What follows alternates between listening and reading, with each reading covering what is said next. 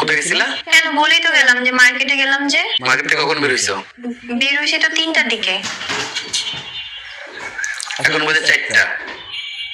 Market থেকে আমার বাসায় আসতে সময় লাগে 20 থেকে 25 মিনিট। এতক্ষণ কি করছো? হয়েছে কি, রাস্তায় না অনেক জ্যাম ছিল, ওই জন্য একটু আসতে দেরি হইলো। তোমার মোবাইলটা দেখি।